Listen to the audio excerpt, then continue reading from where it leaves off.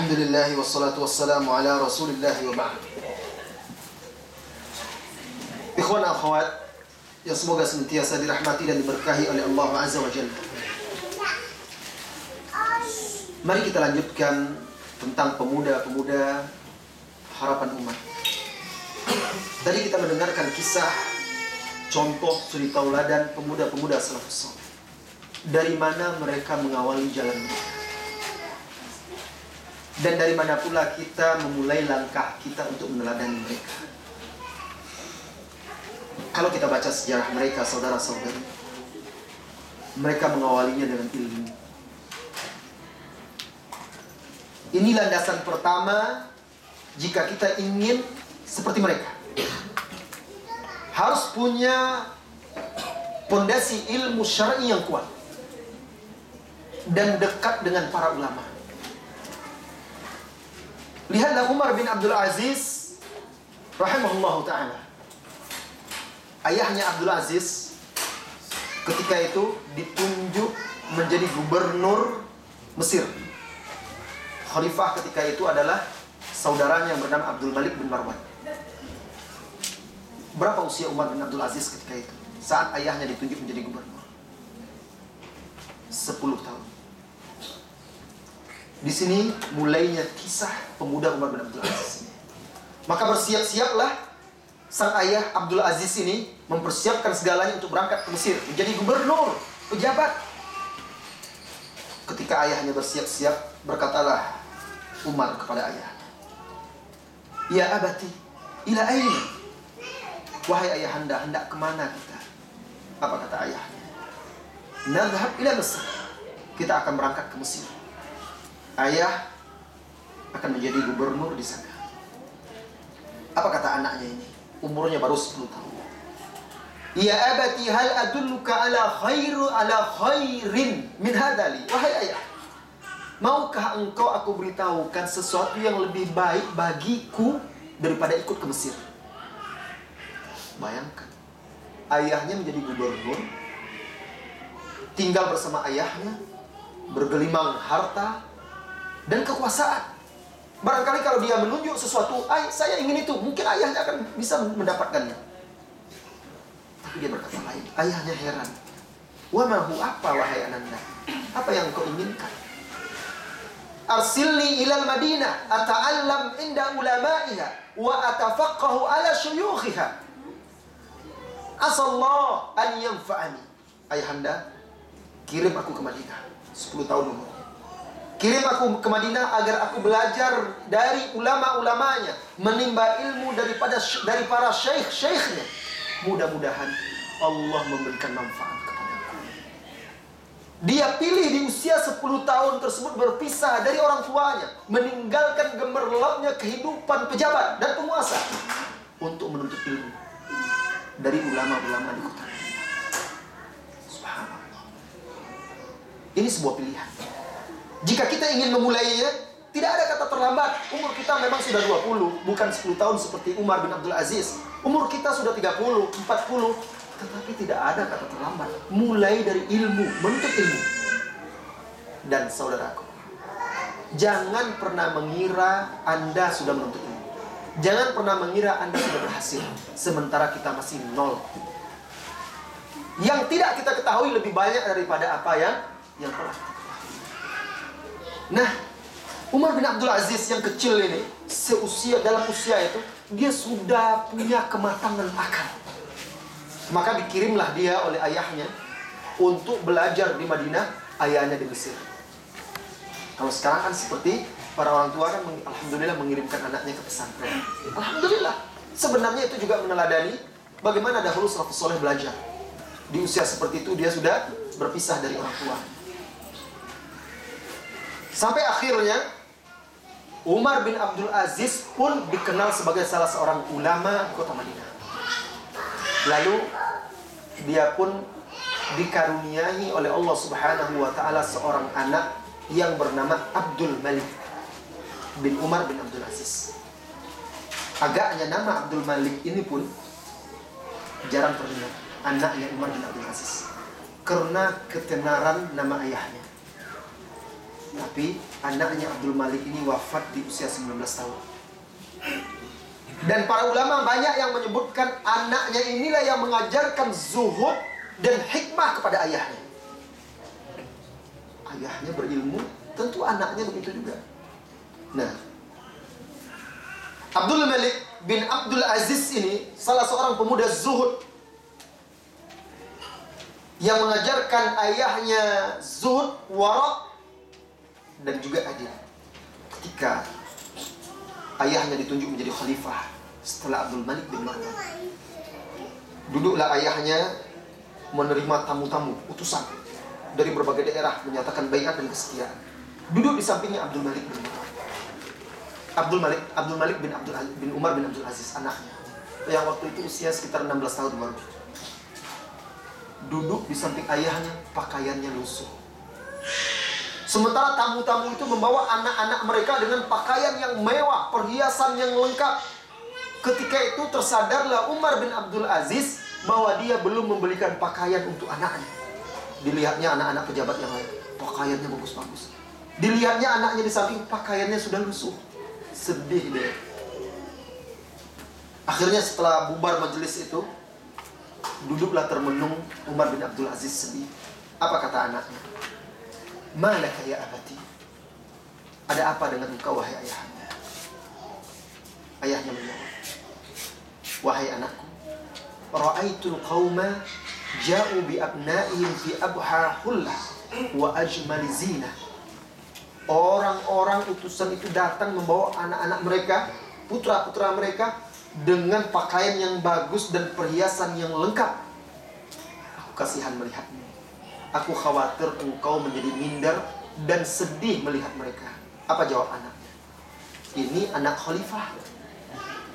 Ya abati amma ana fala, wahai ayahanda, adapun aku tidak akan seperti itu. La takhsha alayya, jangan khawatir terhadapku. Innama yankasiru qalbu man asa rabbah wa maulah. Orang yang patut minder itu, orang yang bersedih itu adalah orang yang bermaksiat kepada Rabbnya.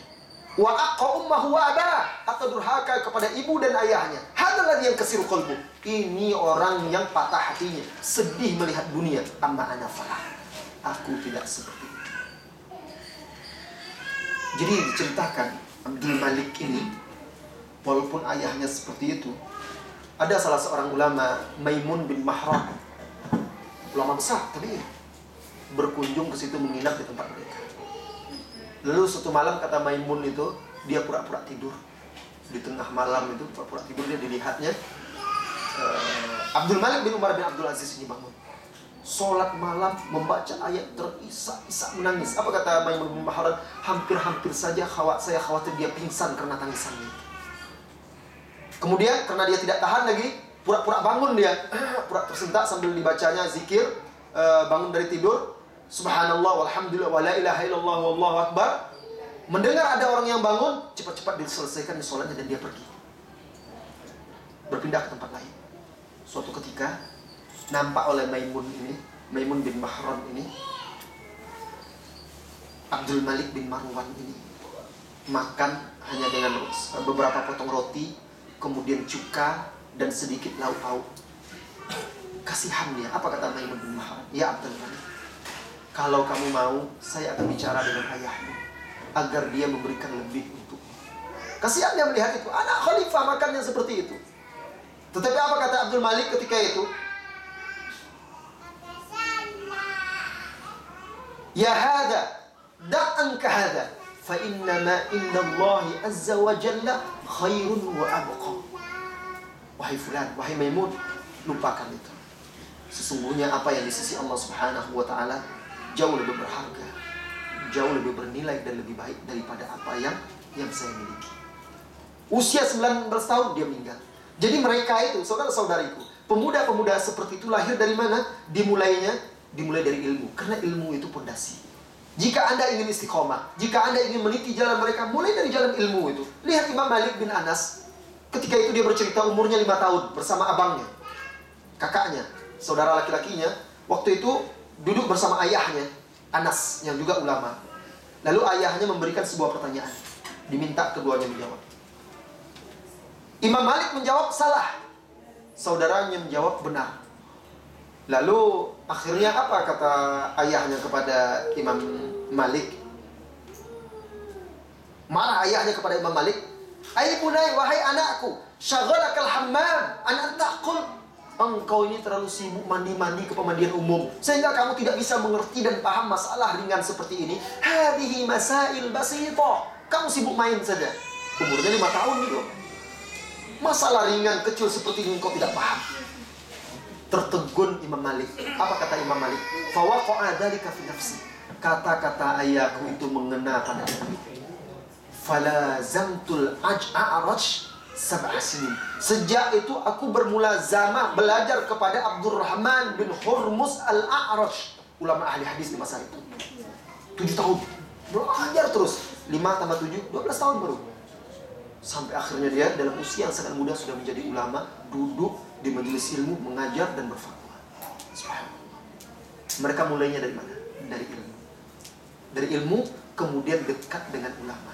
Bahkan Imam Malik bin Anas itu dia juga bercerita, kuntu idza ra'aitu sibyan qad sabaquni ajma' fi jaybi min at-tamar fa'atihim. Jadi dulu anak-anak kecil dulu memang dekat para ulama. Apa kata dia? Aku ketika menanti Al-A'raj Abdurrahman bin Hurmuz itu, kalau aku lihat banyak anak-anak sudah mendahului aku berkumpul ingin bertanya kepada dia, belajar, aku kumpulkan korma-korma dari kantongku, lalu aku bagi kepada anak-anak itu. Sehingga anak-anak itu sibuk makan korma, gantian dia lagi yang belajar. Ditinggalkannya anak itu, diberinya korma. Sampai seperti itu mereka ternyata orang-orang dahulu itu. Sedini mungkin mereka sudah akrab dengan para ulama. Satu hal lagi, sebenarnya para ustadz, para dai, para ulama jangan malu dan segan mengajar anak kecil juga. Itu tidak akan menjatuhkan level dan derajat para ulama. Dulu ulama-ulama itu mengajarkan anak kecil itu. Abdurrahman bin Hurmuz itu, Al-A'raj. Berapa usia Imam Malik belajar sama dia? 5 sampai 12 tahun. Mereka tidak segan, tidak menganggap, wah kalau gitu, masa saya akan mengajar anak kecil pula. Tidak, ya, itu martabat mereka. Sehingga anak-anak dahulu kecil, mereka sudah akrab dengan ulama, dekat dengan ilmu. Ilmu yang mereka dapat pun terjaga. Nah, ini langkah kita memulai. Mulai dengan ilmu, akrab dan dekat dengan ulama, ada tempat bertanya, sehingga kita terjaga dari fitnah-fitnah. Setelah itu, wahai saudara-saudariku, setelah kita menuntut ilmu, ingat, yang kedua, Allah Subhanahu wa ta'ala berfirman, walau annahum bisu'an nisa, walau annahum fa'alu ma yu'aduna bihi lakana khairan lahum wa ashadda tathbita. Di juz 5, wa idzal la'atainahum min ladunna ajran 'azima wa lahadainahum siratan mustaqima. Apa artinya? Dan kalaulah bahwasanya mereka fa'alu mengerjakan, menjalankan, mengamalkan ma yu'aduna bihi, apa yang diajarkan kepada mereka, amalkan. Mereka dahulu itu menuntut ilmu untuk diamalkan, bukan menuntut ilmu untuk berdebat, bukan menuntut ilmu untuk menandingi ustaz, ulama dan lain sebagainya, bukan, untuk menghapuskan kebodohan dari diri dia sehingga dia bisa beribadah kepada Allah dengan benar, lalu diamalkannya. Itu tujuannya. Apa kata Allah? Dan kalaulah bahwasanya mereka itu mengerjakan apa yang dinasihatkan, diajarkan kepada mereka, walau annahum fa'alu ma yu'aduna bi lakana khairan lahum, pasti itu lebih baik bagi mereka, wa ashadda tathbita, dan pasti akan membuat mereka lebih istiqomah. Itu dia. Kita sering mendengar kajian yang kaset lah, yang live di internet lah, yang kita undang ustaz-ustaz ke sini dari Indonesia, kita habiskan dana sekian. Untuk apa? Kalau bukan untuk diamalkan. Kalau tidak kita amalkan ilmu yang sudah kita dapat itu, maka akan mudah kita goyah, tidak akan istiqomah, karena Allah yang menjamin di sini. Kalau mereka mengamalkan apa yang diajarkan itu lebih baik bagi mereka, wa asyaddu tathbita, dan membuat mereka lebih tegak, kokoh dan kuat. Malah atainahum min ladunna ajran 'azima wa la hadainahum siratan mustaqima. Kemudian karena itu kami berikan mereka pahala yang besar dari sisi kami, dan kami tunjuki mereka jalan yang lurus. Jadi jalan hidayah agar kita bisa seperti mereka itu, selain ilmu dan dekat dengan para ulama, amalkan ilmu itu, misalnya kita istiqomah, Allah akan berikan pahala dan bimbing selalu kita ke jalan yang lurus. Itu syarat. Dan itu yang berat. Kita bukan tidak belajar, tapi kita belajar menghafal, belajar membaca. Namun kita lebih butuh lagi untuk belajar beramal. Kemudian yang ketiga, saudara-saudari, mereka dahulu para pemuda itu saling menasihati di antara mereka.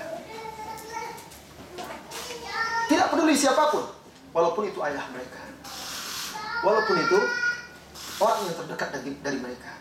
Mereka tidak takut, tidak khawatir nanti kalau dinasihati dia benci sama saya. Tidak. Karena cinta dan ridho Allah jauh lebih mereka kedepankan dari cinta dan ridho siapapun. Ketika Umar bin Abdul Aziz, dia berniat mengembalikan harta kaum muslimin yang dulu diambil oleh Hajjaj, dirampas oleh Al-Hajjaj, dan ada pada kaum Bani Umayyah. Pada Bani Umayyah, dia ingin mengembalikan harta manusia itu. Lalu dia bermusyawarahlah dengan pejabat-pejabat. Apa kata pejabat-pejabat mereka? Wahai Amirul Mukminin, kalau itu engkau lakukan, itu akan membuka pintu-pintu keburukan. Itu kan bukan urusan Anda, itu perbuatan orang-orang sebelum Anda. Biarlah mereka bertanggung jawab di hadapan Allah, bukan urusan Anda.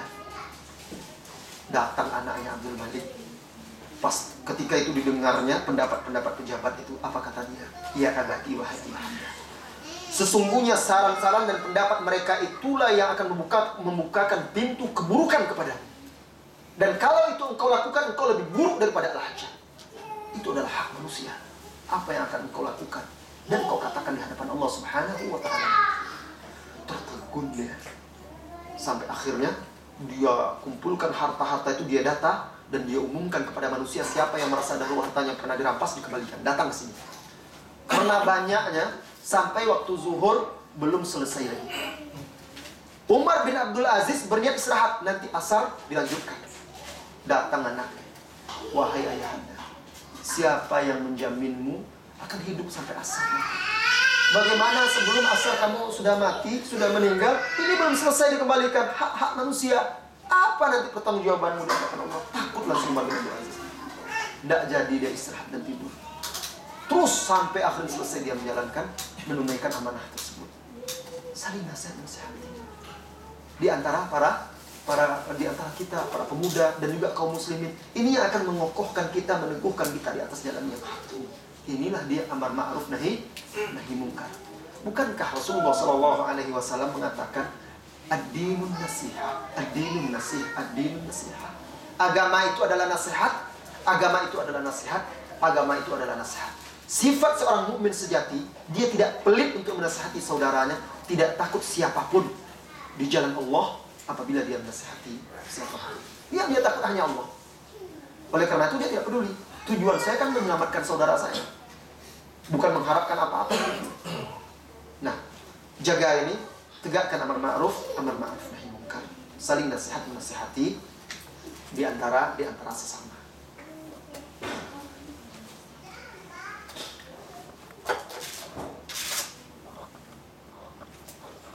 Kemudian yang berikutnya, wahai saudara-saudari, kita harus punya ghirah, kecemburuan terhadap agama ini. Harus. Ghirah itulah yang membuat semangat kita untuk beragama dan berjalan menuju Allah itu tetap hangat dan tidak dingin. Kalau sudah tidak ada ghirah lagi, namanya dayus. Tidak ada semangat lagi untuk belajar, malas. Tidak ada lagi semangat untuk menuntut ilmu. Tidak ada lagi semangat untuk mengajak orang berdakwah. Malas, dingin. Itu dia, ghirah itulah yang akan membakar semangat kita, kecemburuan kita kepada agama Allah. Tidak rela kita ketika agama Allah itu direndahkan, dilecehkan. Tidak rela kita melihat saudara-saudara kita itu bodoh, tidak paham agama. Harus ada ghirah. Pemuda-pemuda Islam memiliki ghirah, semangat. Lihat dahulu pemuda-pemuda di zaman Rasulullah SAW. Pernah Anda mendengar tentang Rafiq bin Khudaij? Usianya waktu itu 10 tahun dengan kawan-kawannya. Belum lagi 15, 10 tahun lebih, tapi belum 15, mungkin antara 10 sampai 14 tahun. Mereka masih main-main sama kawan-kawannya, anak-anak layaknya anak-anak. Terdengar kabar orang musyrikin akan menyerang kota Madinah. Lalu mereka dapat kabar pula Rasulullah sedang menyusun pasukan. Datang mereka ramai-ramai dengan kawan-kawannya. Lalu datang minta izin kepada Rasulullah untuk menjadi pasukan kaum muslimin. Karena ghirah. Rasulullah lihat mereka masih anak-anak, belum 15 tahun lagi. Ini bukan tempat bermain-main. Ini tempat menyambung nyawa. Ini tempat menumpahkan darah di jalan Allah. Rasulullah SAW perintahkan mereka pulang semuanya. Tapi mereka tidak puas. Datanglah Rafiq bin Khudashi, ditemuinya pamannya. Lalu dia berkata, "Ya am, akhbir Rasulullah SAW anni rami." Wahai Rasulullah, wahai paman, tolong sampaikan kepada Rasulullah, saya ini ahli memanah, walaupun usia saya kecil. Saya ahli memanah. Sampaikan. Jadi anak-anak dulu itu, mereka pokoknya berpikir, bagaimana sih bisa memberikan manfaat untuk agama ini? Dengan apa yang saya punya, dengan apa yang saya miliki. Pernahkah kita berpikir seperti itu? Saya bisa apa untuk berbuat untuk agama ini? Oh, saya bisa mencetak buletin-buletin, saya bagi-bagikan kepada kaum muslimin. Lakukan. Apa yang menghalangi kita? Oh, saya bisanya berinfak, bersedekah untuk dakwah. Lakukan. Dulu mereka itu berpikir, apa yang bisa saya perbuat untuk agama ini? Karena ghirah. Jangan menunggu, jangan berpaku tangan, jangan duduk saja. Umat ini menunggu kita. Nah, datang dia. Akhirnya pamannya ini datang kepada Rasulullah SAW. Lalu dia berkata, "Ya Rasulullah SAW, inna ibna akhi, sesungguhnya keponakanku ini rami, ahli memanah." Apa kata Rasulullah? Panggil dia, "Jini bihi." Bawa dia ke sini. Mana Rafiq itu? Lalu Rasulullah letakkan target. Kemudian diperintahkan dia dalam jarak tertentu untuk memanah. Dipanahnya beberapa kali tepat sasaran. Akhirnya Rasulullah lihat anak ini memang pantas, diizinkan dia ikut berperang masuk dalam barisan pasukan kaum muslimin. Terdengar cerita itu ke kawan-kawan yang lain, panas kawannya. Sampai berita itu kepada Samurah yang sedang dalam perjalanan pulang ke Madinah.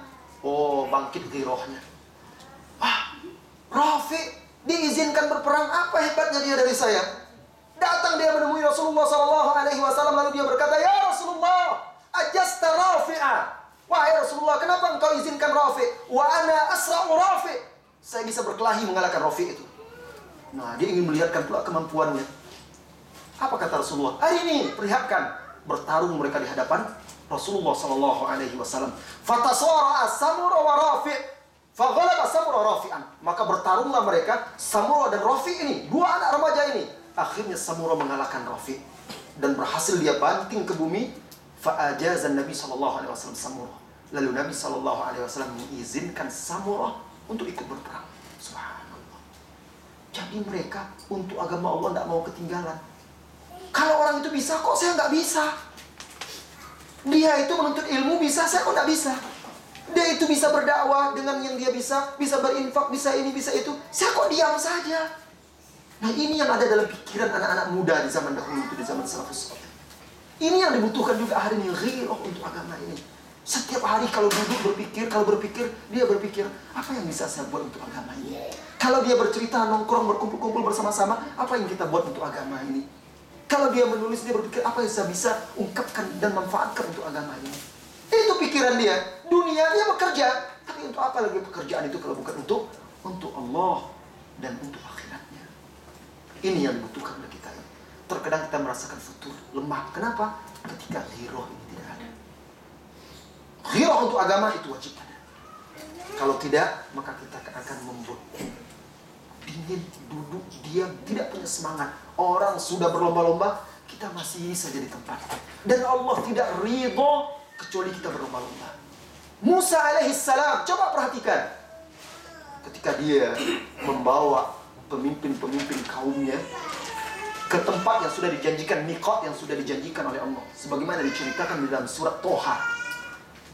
Ketika sudah hampir dekat, dipercepatnya langkahnya seakan berlari, tertinggal kaumnya di belakang. Apa kata Allah? "Wa ma a'jalaka ya Musa Apa yang membuatmu tergesa-gesa, wahai Musa? Kenapa engkau berlari ke sini? Mana kaummu? Lalu Musa pun berkata, ya Allah, mereka ada di belakangku. Mereka tidak ketinggalan, tetapi aku yang bercepat. Wa ajiltu ilaika rabbi litardo. Aku yang bergegas. Aku tidak mau didahului oleh siapapun agar engkau ridho kepadaku. Dan Allah tidak ridho kecuali kita berlomba-lomba untuk agamanya. Allah tidak ridho kecuali kita berlomba-lomba untuk akhirat. Semangat, ini yang dibutuhkan. Ghirah untuk agama Allah Azza wa Jalla. Kemudian yang terakhir, wahai saudara-saudariku, di atas jalan dakwah ini, jangan lupa perbanyak berdoa. Siapapun Anda, berapapun banyak ilmu Anda, hati ini tanpa Allah Azza wa Jalla. Dan harus selalu takut seperti takutnya Umar ibn Khattab radhiyallahu anhu. Apa takutnya Umar ini? Suatu ketika Umar radhiyallahu anhu dipanggilnya Huzaifah ibn Yaman. Lalu dia berkata, ya Huzaifah, unshiduka billah, hal sammani Rasulullah sallallahu alaihi wasallam fil munafiqin. Wahai Huzaifah, aku ingatkan engkau kepada Allah. Apakah ada Rasulullah menyebut namaku dalam daftar orang-orang munafik? Karena Huzaifah ini adalah sahibus sirri Rasulullah sallallahu alaihi wasallam, penyimpan rahasia Rasulullah. Seluruh data-data orang-orang munafik lengkap ada pada dia. Nah, Umar takut, padahal dia sudah dijamin masuk surga. Tetap juga dia takut. Khawatir dia. Ditanya Huzaifah, ada Rasulullah sallallahu alaihi wasallam menyebut nama saya di antara orang-orang munafikin itu? Apa kata Huzaifah? Demi Allah, saya tidak akan sebutkan lagi kecuali kepada Musa. Setelah ini tidak ada lagi orang yang akan saya beritahu. Rasulullah tidak pernah menyebut nama. Apa yang menyebabkan dia seperti itu? Dia takut. Harus ada perasaan kita di situ bahwa kita takut tergelincir, kita takut tersesat, kita takut salah jalan. Maka berdoalah kepada Allah pagi, petang, siang, malam, dimanapun Anda sempat berdoa, jangan lupa meminta keteguhan dan istiqomah, ketetapan hati. Allahumma ya muqallibal qulub, ya Allah yang maha membolak-balikkan hati, tsabbit qalbi ala dinik, teguhkan hatiku di atas agamamu. Wasarrif qalbi ila ta'atih, palingkan, arahkan hatiku untuk mentaatimu. Khususnya antum-antum yang berada di negeri seperti ini paling membutuhkan ketegaran itu.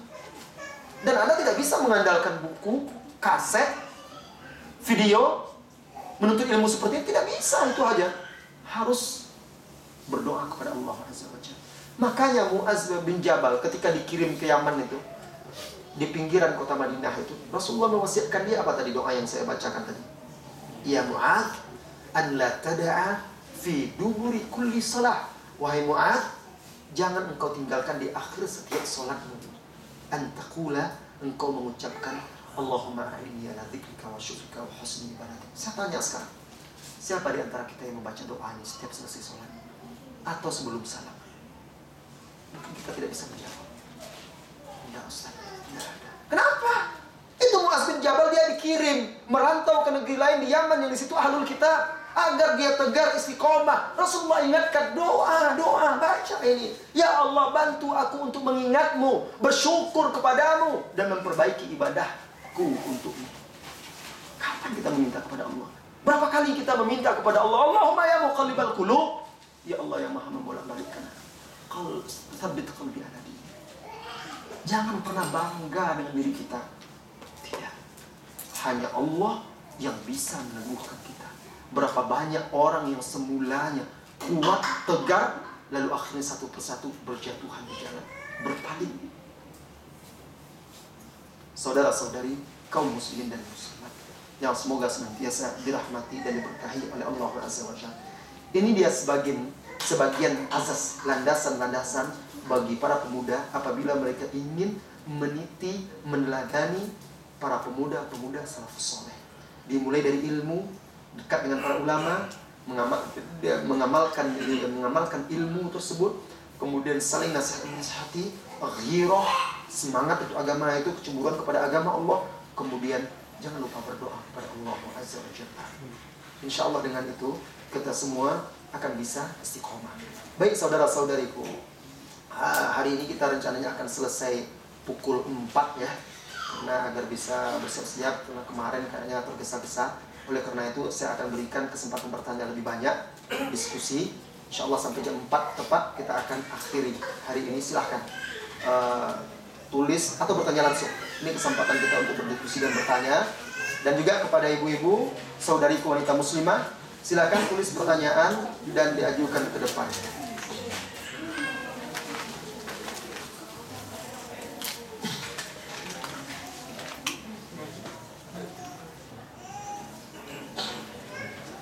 Pertanyaan yang pertama, Ustaz, bagaimana mendidik akhlak anak-anak?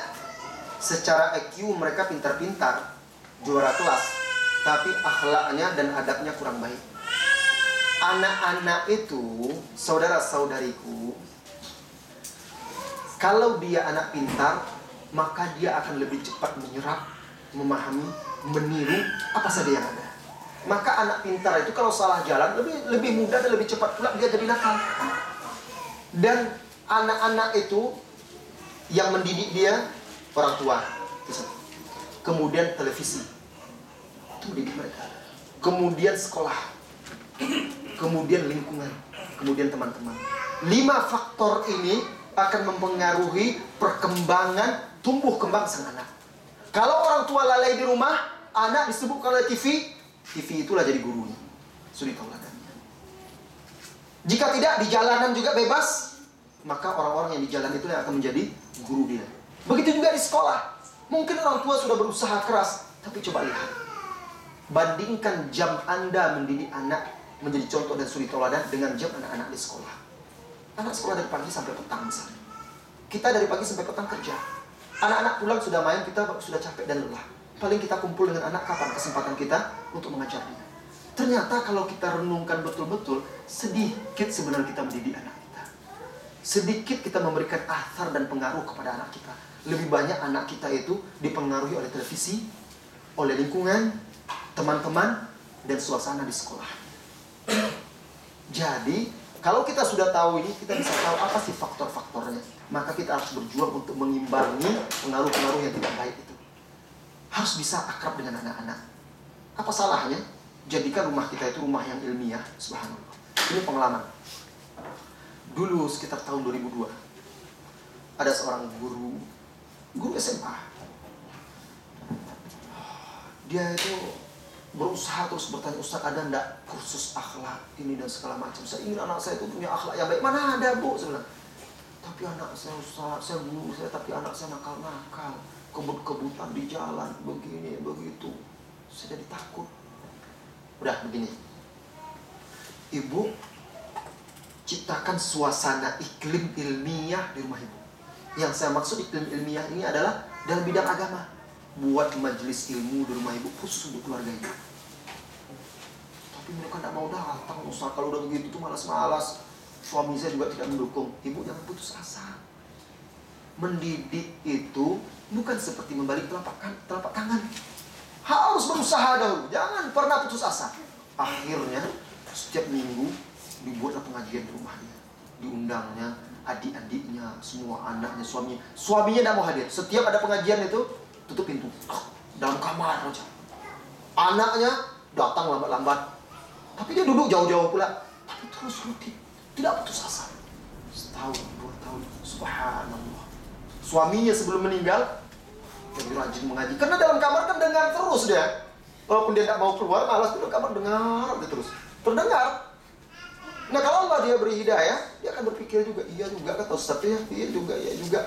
Akhirnya beberapa tahun menjelang suaminya wafat itu, suaminya rajin ke majelis ilmu, anak-anaknya rajin mengaji, yang perempuan mulai bercadar dan segala macam. Subhanallah, jadi keluarga yang ilmiah, yang dekat kepada Allah Subhanahu wa ta'ala. Perjuangan seorang ibu, dia berusaha.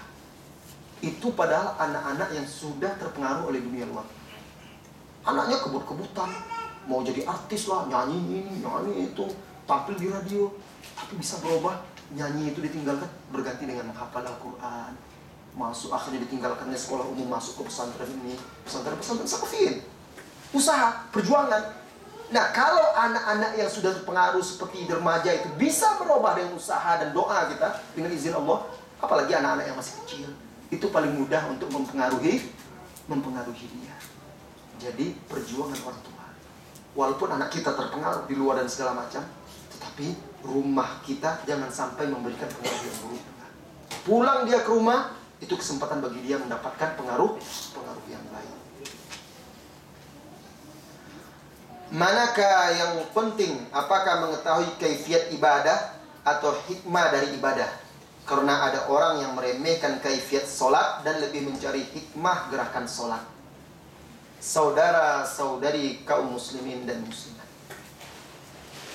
kewajiban kita sebagai hamba Allah itu adalah sami'na wa ata'na, menjalankan perintah Allah, baik kita paham apa tujuan dan hikmahnya atau tidak. Karena masalah hikmah itu ilmu Allah, rahasia Allah. Dari mana dia tahu gerakan sholat itu kalau ruku itu sebenarnya hikmahnya ini? Itu kan pemahaman dia, belum tentu Allah memaksudkan itu lagi. Itu rahasia Allah, Allah tidak pernah jelaskan. Tidak bisa, itu anggapan dia saja. Walaupun dia paham hikmah yang menurut dia hikmah itu, tapi kalau gerakan sholat dia tidak benar, salah, tidak sah sholatnya. Kalau menyelisihi sholat Rasulullah SAW. Nah, jadi hikmah yang terbesar dari sholat itu apa? Hikmah yang terbesar dari sholat itu adalah untuk merendahkan diri kita, menghambakan diri kita di hadapan Allah Azza wa Jalla. Ada katanya hikmah sholat itu salah satunya untuk kesehatan. Kalau lama sujud itu lihat, akhirnya kalau orang-orang sering sakit kepala lama-lama sujud, kan darah itu nanti mengalir ke sini karena mungkin kurang darah ke sini. Jadi kalau dia lama-lama sujud ditekan begitu, nanti sampai menghitam pula keningan. Nah, nanti sempurna peredaran darah di otak-otak itu, sehingga lebih segar dan lebih bugar. Lupa dia. Padahal itu adalah kondisi yang terdekat, penghinaan diri dia di hadapan Allah Azza wa Jalla. Saat yang terdekat, kalau dia tulus, ikhlas, sebenarnya yang membuat dia pusing sakit kepala itu bukan itu. Yang membuat dia pusing dan sakit kepala itu memikirkan dunia dia. Itu yang membuat dia sakit kepala, pusing, tensi dan segala macam naik itu. Mayoritas kan karena pikiran. Nah, jadi macam-macam itu. Ada kalau kita berwudu, jadi kenapa Rasulullah dia yudalik, mengurut-ngurut? Karena di situ ada titik-titik saraf, kata dia.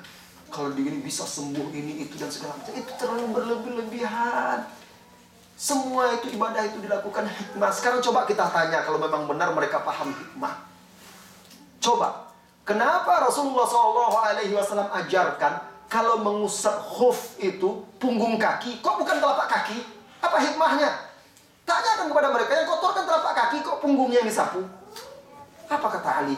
Lau kana dinu bil aqli, kalau agama itu dengan akal, lakana asfalul qadam aula bil mashi. Telapak kaki itu lebih patut untuk diusap dan disapu ketika berwudu. Kalau memang mereka paham hikmah, coba tanyakan kepada mereka. Ketika Anda kentut yang keluar dari buntut, kok mulut yang kumur-kumur? Kok muka yang dicuci? Tanya kepada orang itu. Apa hikmahnya itu? Kan gak paham dia. Gak ada kaitannya kok. Jadi jangan dimain-mainkan dengan akal agama itu. Jalankan perintah Allah itu dengan baik dan benar, sesuai dengan yang diajarkan oleh Rasulullah SAW. Kan aneh kan? Yang kentut keluar dari buntut, keluar kentut kumur, malah berwudu dan kumur-kumur. Apa hubungannya? Kenapa gak cebok saja? Kan begitu kan? Yang berarti hikmahnya itu adalah ketundukan, kepatuhan kita kepada perintah Allah dan Rasulnya SAW.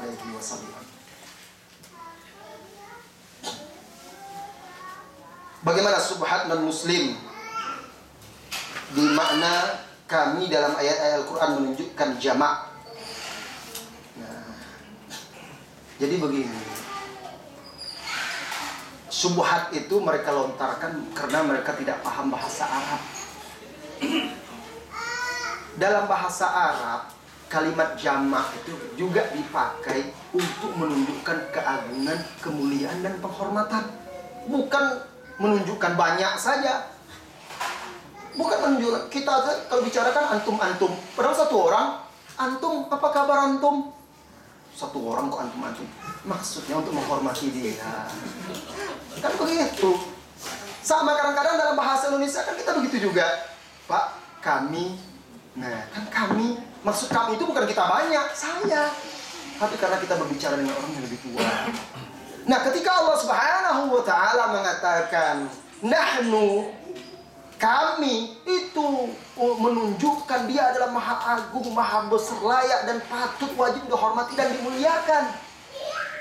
Nah, ketika Allah menyebutkan aku itu menunjukkan kesombongan. Hanya Allah yang berhak untuk sombong. Tidak ada boleh kita berhak untuk sombong. Dan semuanya menunjukkan tauhid Allah Subhanahu wa ta'ala. Jadi tidak ada masalah kalau cuma itu. Nah, itu bentuk jamak. Dalam bahasa Arab, kalimat antum, nahnu bisa dipakai untuk jamak, bisa dipakai untuk satu orang. Bisa dipakai untuk jamak, bisa dipakai untuk satu orang. Kalau kita berbicara kepada orang yang lebih besar, itu pakai antum, kum. Kalau satu orang-orang yang setara dengan kita pakai anta, ka, dan segala macam. Itu biasa dalam bahasa Arab. Jadi tidak ada syubhat di situ. Orang Islam tawaf dan sholat menghadap Ka'bah berarti menyembah makhluk. Nah, itu gampang menjawabnya. Tanya kepada orang itu. Ada enggak orang Islam kemana-mana bawa Ka'bah itu? Diletak, digantung di mana-mana, lalu beribadah dia kepada Ka'bah itu. Kan enggak ada kan? Enggak ada. Dimanapun mereka berada, mereka cuma mengarah saja untuk pemersatu arah, untuk menyamakan barisan, itu saja. Berbeda dengan orang itu kemana-mana, satu di rumah digantungkan. Nanti dia tafakur di depan benda itu. Tapi mana ada orang Islam bawa Ka'bah kemana-mana? Karena mereka tidak menyembah Ka'bah. Ka'bah itu tetap aja di sana. Mereka hanya diperintahkan untuk mempersatukan arah kiblat. Buktinya apa? Dulu Ka'bah, kiblat kaum muslimin bukan ke Ka'bah. Kemana? Ke Baitul Maqdis. Jadi bukan ke Ka'bah, dulu Baitul Maqdis mereka sholat. Tapi Rasulullah tidak ingin sama dengan orang Yahudi. Berdoa dan berharap beliau Allah memindahkan ke arah Ka'bah, Masjidil Haram. Akhirnya turun wahyu di surah Al-Baqarah memerintahkan pindah. Sedang sholat mereka itu pindah mereka. Tidak ada masalah. Oleh karena itu pula lah Umar berkata kepada Hajar Aswad. Dan ini harus paham mereka. Inilah a'lam annaka hajarun. Aku tahu, hai Hajar Aswad, engkau ini hanya batu. La tanfa'u wa la tadur. Tidak mendatangkan manfaat, tidak mendatangkan mudarat. Kalau bukan karena aku melihat Rasulullah SAW menciummu, aku tidak akan cium. Dia tahu itu cuma batu. Tapi karena Rasulullah mencium, dia mengikuti dan meladani Rasulullah SAW. Jadi sama sekali kita tidak pernah menganggap bahwa Ka'bah itu bisa mendatangkan manfaat mudarat. Tidak, dia makhluk. Tetapi itu hanya simbol untuk menyatukan arah sholat kaum muslimin. Allahu Akbar. Bolehkah hadir di majelis dakwah yang banyak senda gurau, politik dan bid'ah? Majelis ilmu kok senda gurau? Itu lawakan. Jangan sudah baca ayat-ayat Allah nanti melawak, senda gurau. Hadis-hadis Rasulullah ketawa-ketawa. Tidak. Politik bukan dakwah, dakwah bukan politik. Ya, jangan dicampur baurkan antara yang hak dengan yang batil. Kalau jelas di situ ada kebatilan, tidak usah hadir. Anda hanya bisa diam sementara ayat-ayat Allah di situ dipermainkan. Anda hanya bisa diam sementara yang hak dan yang batil itu dicampurkan. Tidak bisa. Tinggalkan. Kalau jelas-jelas di situ ada kemungkaran dan kebatilan. Bagaimana ini udah lihat?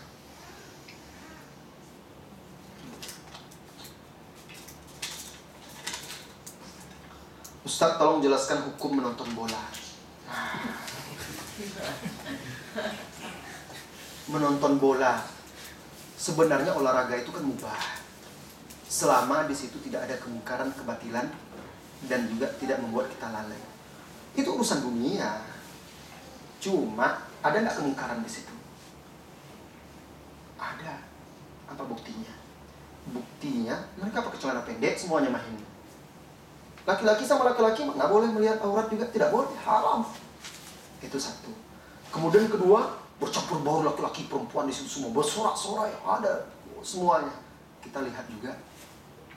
Kemudian yang ketiga, yang main itu rata-rata orang-orang kafir. Ada klub yang kita banggakan, menang dia senang hati kita, kalah dia sedih pula hati kita. Itu wala dan barok itu. Kalah sedih pula dia, kenapa kalah ini itu. Senang, wah teriak senang. Subhanallah. Apa sebenarnya diri kita itu? Kalau untuk olahraga silakan aja olahraga, tidak ada masalah, main bola main, tidak apa-apa. Tapi kalau kita larut situ, gembira, sedih, kena klub bola kita, alangkah rendahnya diri kita. Tidak mendekatkan diri kita kepada Allah, tidak juga dengan itu. Ya, jadilah kun salafiyan bil jiddi. Jadilah salafi dengan sungguh-sungguh, dengan benar. Tidak usah separuh-paruh dan setengah-setengah. Olahraga boleh, daripada nonton bola, enak kita main bola lagi. Kita sendiri yang main kan jelas. Main bola teriak sana teriak sini, ada yang rela itu. Di Indonesia itu kan kalau main bola biasanya kan tengah malam itu.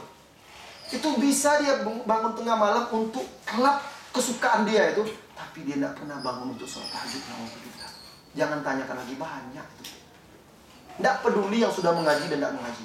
Kadang-kadang duduk dengan orang-orang mengaji itu, udah pandai pula dia berbicara. Kalau si Anu itu kalau tendangannya tendangan pisang tuh. Wah, ya Allah, mahir pula dia bercerita itu. Wah, kalau dia itu kalau bawa bola begini, begitu. Ya Allah, itu pula yang dibahas. Biarlah main-main gol lah. Tapi jangan pula kita pengen ahli pula dalam itu. Jadi apa namanya itu yang komentator ya. Jadi komentator pula. Rasanya malu kita kepada ilmu yang sudah kita pelajari. Bahkan yang lebih menyedihkan, ada salah seorang wanita muslimah bertanya dan berkeluh kesah, Ustaz, saya mohon saran dan nasihat. Suami saya ini lebih dulu mengaji daripada saya. Tapi entah kenapa sudah seminggu ini dia tidak sholat subuh. Wah, kenapa ibu? Dibalasnya SMS waktu itu, malam-malam nonton bola, sudah tuh menjelang subuh tidur tidak mau bangun lagi Ustaz. Ya Allah, sampai seperti itu. Fitnah. Dan itu bisa menjadi berhala bola. Saya sendiri berpikir, apa sih nikmatnya nonton bola itu ya? Kalau main nggak apa-apa lah, kita bisa dapat bola, tendang sana, tendang sini. Nonton bola, mendung begini sakit mata itu kan. Tapi itulah berhasil syaitan itu menipu daya kita.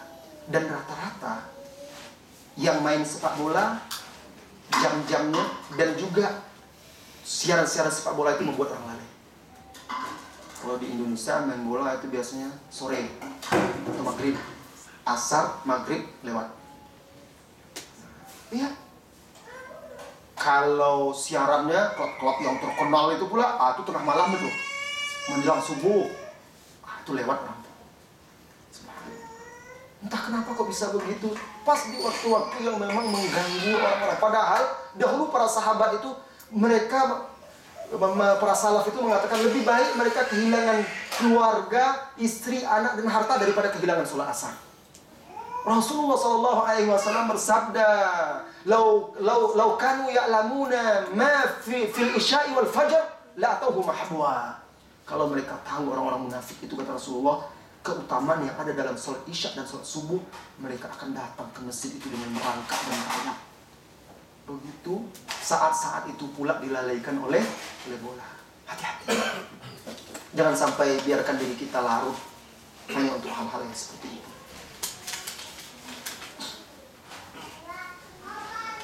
Ustaz, bagaimana seharusnya kita mengikuti mazhab? Apakah harus salah satunya saja, Syafi'i, Hanafi dan lain-lain, atau boleh memilah-milah? Ya, kita harus mengikuti satu mazhab saja, mazhab Muhammad SAW. Itu saja. Ya. Mazhab salafus saleh, para sahabat, itu yang harus kita ikuti. Adapun mazhab Syafi'i, Hanafi dan lain-lain, Anda ketika mati nanti dibangunkan oleh malaikat, ditanya tidak ditanya, apa mazhab kamu? Aku di Indonesia ikut mazhab Syafi'i. Tidak ada. Yang ditanya itu kan adalah, wa man hadzal rajul alladzi bu'itha ilaikum? Siapa laki-laki yang diutus kepada kalian ini? Makanya mazhab yang wajib diikuti hanya satu, mazhabnya Nabi Muhammad sallallahu alaihi wasallam.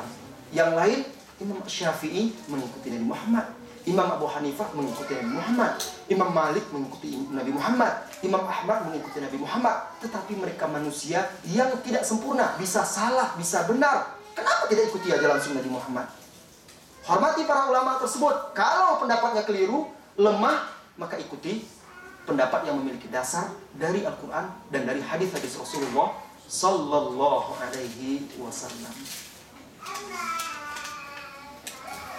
Saya memiliki teman orang Jepang yang masuk Islam dan menikah dengan orang Indonesia. Tapi dia masih belum mau sholat dan masih suka minum khamar, apakah dengan dia meninggalkan sholat itu dia masih dihukumi muslim? Kalau dia tidak sholat sama sekali, dia bukan muslim. Tidak cukup mengucapkan 2 kalimat syahadat. Bukankah Rasulullah SAW bersabda kepada Muadz dalam hadis Bukhari itu, innaka ta'ti qauman ahlal kitab, engkau datang kepada kaum ahli kitab, fa'akhbirhum faltakun awwala ma tad'uhum ilaihi syahadata an la ilaha illallah wa anna muhammadar rasulullah. Jadikan dakwah pertamamu adalah mengajak mereka kepada syahadat la ilaha illallah wa anna muhammadar rasulullah.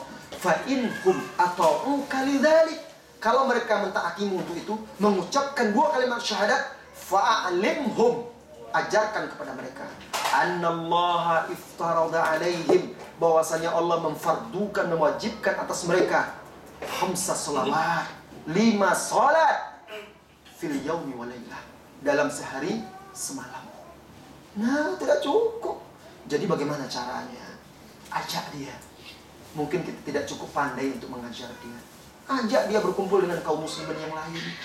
Ya mungkin seperti majelis-majelis seperti ini, tidak apa-apa diajak. Mungkin tahan dia 1 hari, alhamdulillah. 1 hari, sesaat dia duduk itu, mudah-mudahan terbuka pintu hatinya. Berpikir dia ketika dia pulang, apa salahnya? Ajak dia duduk di majelis kita. Ajak dia belajar. Ajak dia mengaji. Karena dia sudah mengaku muslim. Kalau kita sudah berusaha, ternyata tidak juga dia sholat, maka tidak akan berguna lagi syahadat bagi dia. Ya, karena Islam bukan hanya sekedar ucapan. Keimanan itu adalah yang diucapkan dengan lisan, yang diyakini dengan hati, dan diamalkan dengan anggota badan. Itu dia keimanan.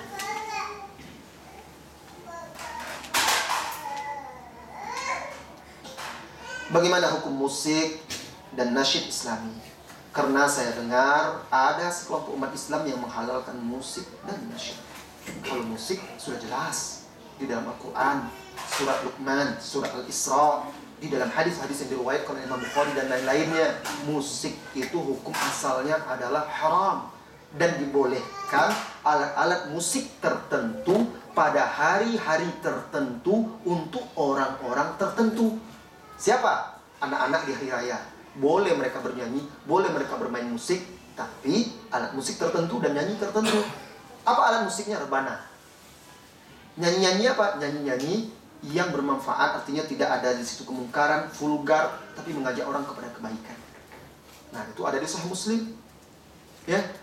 Atau ketika walimah, pesta pernikahan, tapi bukan band, bukan organ, bukan, maksudnya rebana juga. Untuk siapa? Untuk pengantin perempuan. Siapa yang bernyanyi? Juga perempuan kan dipisah, laki-laki perempuan. Untuk perempuan itu. Di dalam Islam itu kalau laki-laki yang nyanyi itu bencong. Iya. Dalam sejarah Islam dari dulu yang nyanyi itu perempuan. Makanya kalau ada laki-laki tampil bernasib-nasib itu kayaknya lembek kan. Nggak pantas. Sahabat mana ada seperti itu, ulama-ulama. Apa kata Imam Syafi'i? Taraktu Baghdad bi Baghdad syai'an yusammunaha taghbira. Aku tinggalkan kota Baghdad, di sana ada sesuatu yang mereka sebut taghbir. Apa itu taghbir? Bait-bait syair yang disenandungkan oleh sekelompok orang, satu menyenandungkan, satu lagi yang lainnya mengiringnya dengan tepukan-tepukan di lantai, irama. Yasuddunan nas bihi anil Quran. Mereka memalingkan manusia dengan itu dari Al-Quran. Jadi pernah diadakan penelitian di Bandung, dan ketika itu mahasiswa-mahasiswa di situ sempat berkomunikasi dengan saya tentang itu. Jadi mereka buat angket. Itu untuk apa? Untuk skripsi itu, tentang nasyid. Mereka buat angket lah, disebarkan ke rohis-rohis di SMA dan di kuliah-kuliah. Di antara isi-isi angket itu, mana yang lebih banyak Anda lebih sering menyenandungkan nasyid atau membaca Al-Quran? Mana Anda yang lebih banyak hafal nasyid atau membaca Al-Quran? Rata-rata mereka menjawab lebih sering nasyid. Mana Al-Quran? Kenyataannya memang seperti itu. Adapun orang beralasan, dulu sahabat juga bernasyid. Kan ada itu. Mereka sedang bekerja menggali hondak, mereka lalu membaca bait-bait syair bersama-sama. Itu bukan nasyid seperti yang dibawakan oleh orang sekarang. Itu adalah bait-bait syair yang dilafazkan dengan senandung-senandung, tapi tidak ada not-not khusus, tidak ada tangga nada, bukan pula pakai backing vokal, bukan pula pakai efek-efek suara, Tidak ada aturan-aturan khusus. Ya terserah, mungkin Anda bisa membaca dengan irama tertentu, saya lain lagi, sesuai dengan suara saya. Dan itu boleh. Baik-baik syair seperti itu. Dulu para sahabat juga, orang-orang Arab itu, kalau mereka dalam perjalanan, di atas onta itu mereka menyandungkan baik-baik. Tapi dengan irama yang tidak berlebihan dan tidak ada aturan-aturan khusus. Berbeda dengan nasyid-nasyid sekarang kan, pop. Nah, persis seperti itu. Nah, itulah yang dikatakannya nasyid. Coba tanyakan kepada mereka, siapa sih orang yang dapat petunjuk oleh nasyid itu? Siapa orang yang bertobat dari dosa-dosanya karena nasyid itu? Mana orang yang semakin istiqomah karena nasyid itu? Bahkan semakin sekarang itu pintu keburukan itu semakin terbuka. Dilombakan, muncul grup-grup nasyid yang laki-laki, yang perempuan sudah mulai pula diiringi dengan gendang-gendang, mengatasnamakan nasyid Islam. Padahal itulah. Tak sibuklah anak rohis-rohis itu. Kebanggaan mereka apa? Jadi klub nasyid, grup nasyid. Itulah kebanggaannya. Mana dakwahnya? Mana ilmunya? Ya, jadi bukan itu. Itu tidak akan membuat kita semakin dekat kepada Allah Azza wa Jalla.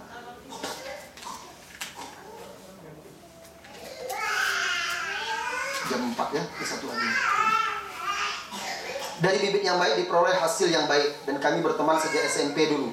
Bolehkah berkirim pesan sekedar untuk bertanya kabar dan memotivasi belajar? Teman beda dan lawan jenis.